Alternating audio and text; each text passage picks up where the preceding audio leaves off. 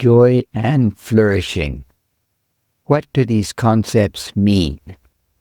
Well, I think all of us realize at some point in life that people are very similar.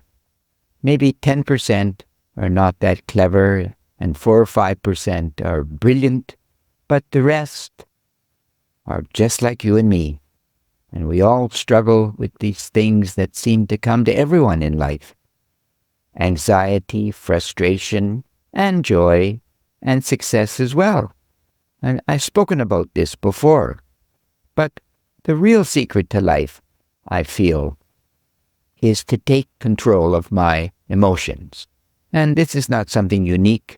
Viktor Frankl speaks about this in Man's Search for Meaning, that he gave himself joy even though he was in the most dire of circumstances.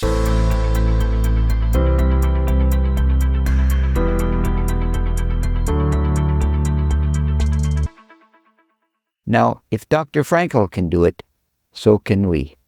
We can do the same.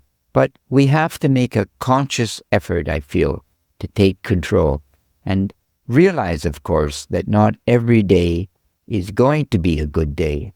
When I wake up in the morning, I can decide whether today is going to be a good day or a bad day in theory. But some days, perhaps I haven't finished my homework, or I've had a bad dream, or I'm dealing with some emotional crisis, and the day is not going to be a good day. And I have to accept that to a certain extent. But I would like to give you a small secret, if I may, a small trick that you can change your emotions if you have to on that day. When it's really important, when you're giving a major presentation or perhaps a speech, or you have to meet people of influence and you have to appear happy for that time, but you're feeling so unhappy. So what do? Well, it's an exercise that's called the 4x4 or the 4 times 4. You breathe in and you count 4.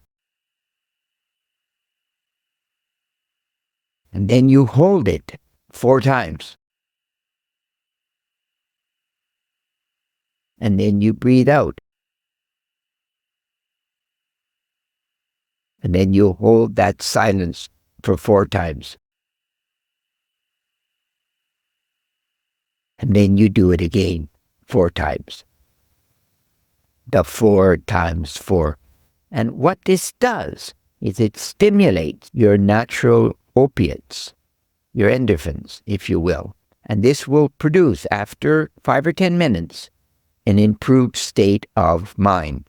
Try it. It's actually quite remarkable. It works.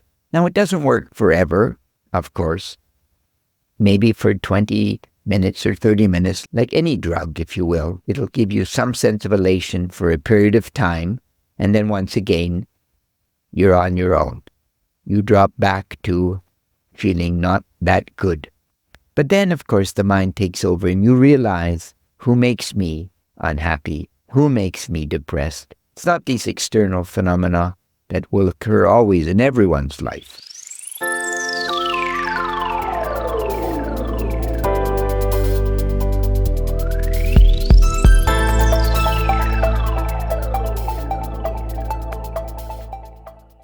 It's me. I'm accepting them and I'm taking them in. So then the mind itself can sort these things out with some training, I believe. Well, and that's not what I believe. It's well known in psychology and in people. Happy people have been able to find a way.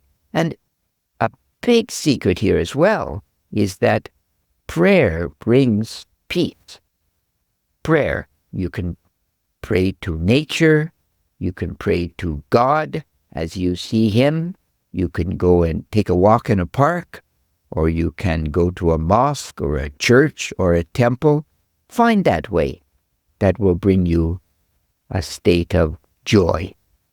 This joy itself will lead to a flourishing life. And like any great experiment or any great trek or any great journey, any great work, you have to put time into it. So if you want to improve the joy in your life, like going to a gym, you can. But it just doesn't come to you automatically, sadly. Most of us will not win the lottery. I buy a lottery ticket every week. I'm 68 years old. I won $100 once, and it was a big deal to me. So the chances of becoming joy-filled without effort are the same, very slim. But the chances of becoming joy-filled through practice, through exercise, through prayer, etc., very good.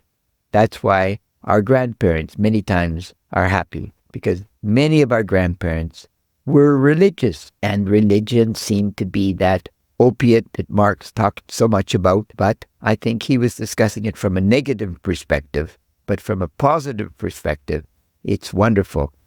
You know, there are many churches in Poland. I've been to quite a number, and they do bring a sense of peace. And I'm sure all the people sitting in these churches are not great believers in God as you see him or anything really, but they go there for a sense of peace, a sense of joy.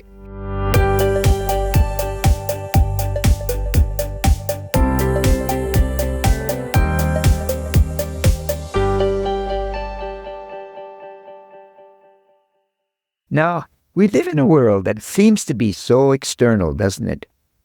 I'm sure we've all had this experience. We go and have a meal and somebody needs to take a picture of the food. And you ask them why. Oh, I just want to post it on my Facebook page to share my joy. No, you're actually sharing your vanity to a large extent, because only you can give you joy. It's not something external. It's not. And many people believe it is.